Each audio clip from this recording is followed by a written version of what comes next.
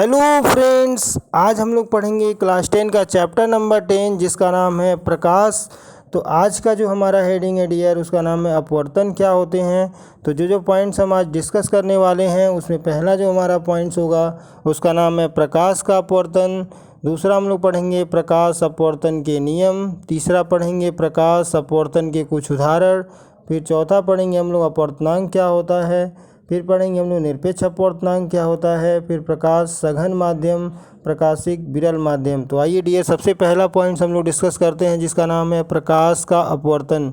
जब प्रकाश एक माध्यम से दूसरे माध्यम में तिरछा होकर जाता है तो दूसरे माध्यम में इसके संचरण की दिशा परिवर्तित हो जाती है। इस परिघटना को प्रकाश का अपवर्तन कहते हैं। उम्मीद करता हूँ डियर ये आपको पॉइंट्स अच्छे से समझ में आया होगा। अगला जो हमारा हेडिंग है उसका नाम है प्रकाश अपवर्तन के दो नियम। प्रकाश अपवर्तन के कुल दो नियम होते हैं। पहला जो नियम है आपका आपतित किरण, अपवर्तित किरण तथा दोनों माध्यमों को पृथक करने वाले पृष्ठ के आपतन बिंदु पर अभिलंब सभी एक ही तल में होते हैं। दूसरा जो हेडिंग है हमारा दूसरा जो नियम होता है वो प्रकाश के किसी निश्चित रंग तथा निश्चित माध्यमों के युग्म के लिए आपतन कोण की ज्या तथा अपवर्तन कोण की ज्या का अनुपात स्थिर होता है। इस नियम को स्नेल का नियम भी कहते हैं। अगला जो हमारा हेडिंग है डियर उसका नाम है प्रकाश अपवर्तन के कुछ उदाहरण। प्रकाश के अपवर्तन के कारण स्विमिंग पूल का तल वास्तविक स्थिति से विस्थापित हुआ प्रतीत होता है। दूसरा जो उदाहरण डियर उसका नाम है प्रकाश पानी में आंशिक रूप से डूबी हुई पेंसिल वायु तथा पानी के अंतर पृष्ठ पर टेढ़ी प्रतीत होती है। तीसरा जो उदाहरण है आपका कांच के गिलास में पड़े नींबू वास्तविक आकार से बड़े प्रतीत होते हैं।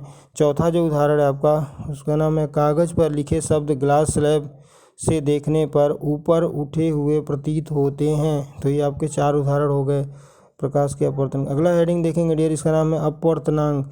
किन्हीं दिए हुए माध्यमों के युग्म के लिए होने वाले दिशा परिवर्तन के विस्तार को अपवर्तनांक के रूप में व्यक्त किया जा सकता है।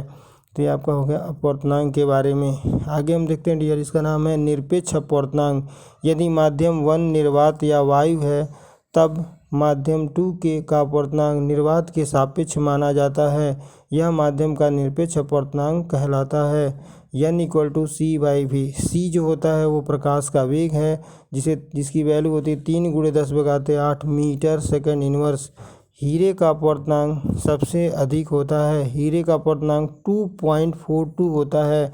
इसका तात्पर्य है कि हीरे की इसकी प्रकाश की चाल 1/200 2.4 गुना है हीरे का निर्वात की अपेक्षा। अगला हम लोग देखते हैं डियर प्रकाशिक सघन माध्यम। दो माध्यमों की तुलना करते समय अधिक अपवर्तनांक वाला माध्यम दूसरे की सापेक्ष प्रकाशिक सघन होता है। उदाहरण दिया है जैसे जब प्रकाश की किरण विरल माध्यम से सघन माध्यम में जाती है तो उसकी चाल धीमी हो जाती है तथा अभिलंब की ओर झुक जाती है।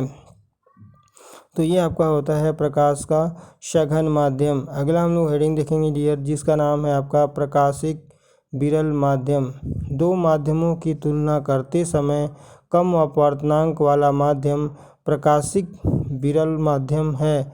उदाहरण जब प्रकाश की किरण सघन माध्यम से विरल माध्यम में जाती है तो इसकी चाल बढ़ जाती है तथा ये अभिलंब से दूर हट जाती है। तो ये हो गया आपका डियर प्रकाशिक विरल माध्यम। उम्मीद करता हूँ डियर आज के जो मैंने पॉइंट्स आपको पढ़ाए हैं वो आपको अच्छे से समझ में आया होगा। और अगर समझ में आया तो आप चैनल को सब्सक्राइब करिए तथा बेल आइकन को दबाइए तथा हमारे टेलीग्राम चैनल को ज्वाइन करिए जहाँ पे आपको PDF अवेलेबल है। वहाँ से सारे PDF आप डाउनलोड कर सकते हैं। Thank you for watching.